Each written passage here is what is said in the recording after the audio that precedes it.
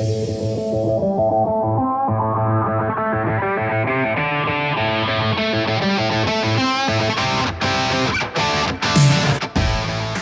Jimmy Lewis with Dirt Bike Test, and this is what we're calling stage 1 modifications. Actually, it's stage 2 modifications, and I'll tell you why.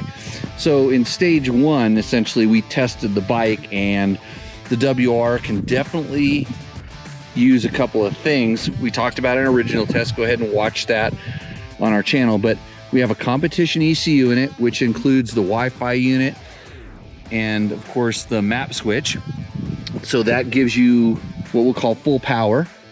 And then we went ahead and in doing that, we also upgraded the muffler to an FMFQ. So you don't have to do the muffler, and we talk about this in the original test, but those are the two things we did. And we'll call this stage 2 because there's a couple things I complained about, and then some stuff that I just do to a lot of my bikes, and I'm gonna go over that right now. So number 1, we complained about the fuel range. That's your solution. And there's probably not as many solutions for the WR as a lot of the other bikes, but because Yamaha really does a good job of packing this package. So the gas tank is actually down here in the subframe, a lot of it, and low instead of being up front, because that's where the air filter is. So IMS has a larger capacity fuel tank that adds almost a gallon, and it's down lower, and they've found extra room here and up here, and it's really ties it all in. You have to remove the subframe a little bit to mount it, so it's not just a drop-on gas tank, but it's super Sano, and there's my extra range. There's your extra 30, 40 miles, whatever it needs. For racing, you need it. I'm looking for longer distances, trail riding, and it doesn't get any thinner, any thicker here. It remains the stock shape. You have this, but if you're putting your stuff up there, you're really an aggressive rider. So that's the way it is. And in combination with that, Seat Concepts makes this basically built for the IMS tank, because usually Yamaha has a piece here that comes off, and that's how you get to the gas cap. Well, they're getting extra capacity here. Well, Seat Concepts builds this seat. So I got the gripper seat, and they only make one size in this. I was almost thinking about going with tall on this, because one of the things we like on the Yamahas has been to raise the seat height just a little bit, but they don't make the tall. They don't make a taller one here, but this is fine. It's at least as tall as stock. Not a problem. I haven't ridden it a whole lot, so I don't know. I can't comment on the cover, but I know I like these seat covers. And the fact that I now have a tank with a fuel pump included in it, and this, and I still have my stock tank and the stock seat, I can switch it back and forth if I need to. Not as easy as some other bikes, but I'll probably leave it like this most of the time. So this is addressing a problem, and this is a one-stop solution. So pretty nice there. And then if you follow me, know what I do all the time. 2 things. The Scott steering damper.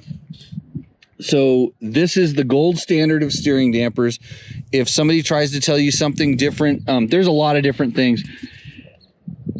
The Scott's was kind of the one that pioneered, really, in the modern age, the modern steering damper, steering stabilizer.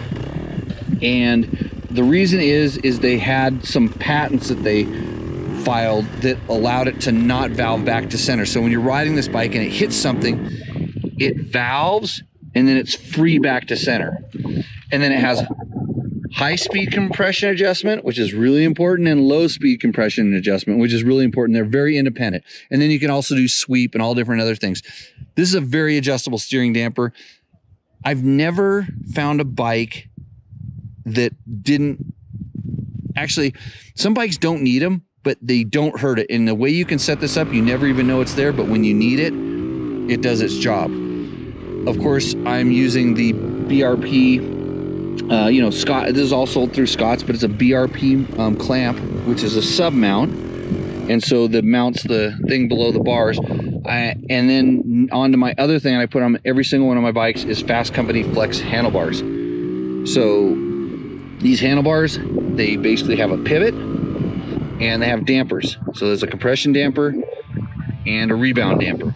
And all you have to do is go like this.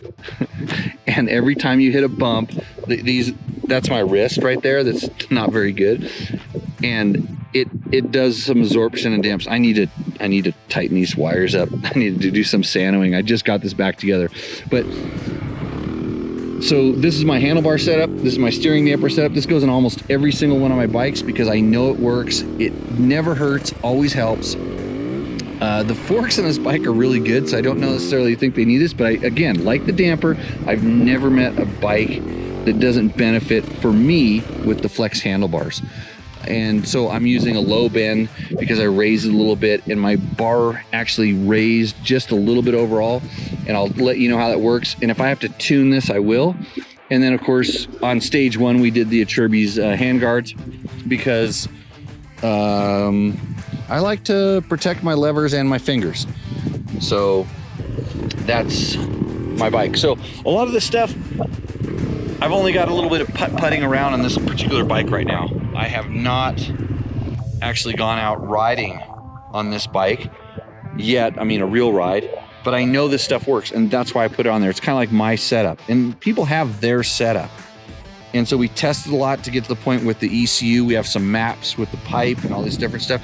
But now we've got the range, and now I've got the comfort, and I've got the confidence that all of these parts have brought to the table. And I'll let you know how it works. And I'm sure I'm gonna wanna do a couple other things just to customize it and make it more of my bike.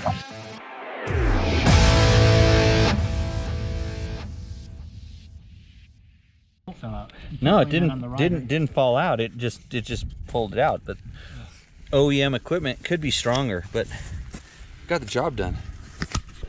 If you liked what you saw in this video, come check us out over at dirtbiketest.com on the webs.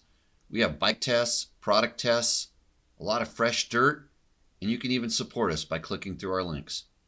Hopefully we'll see you out in the trail.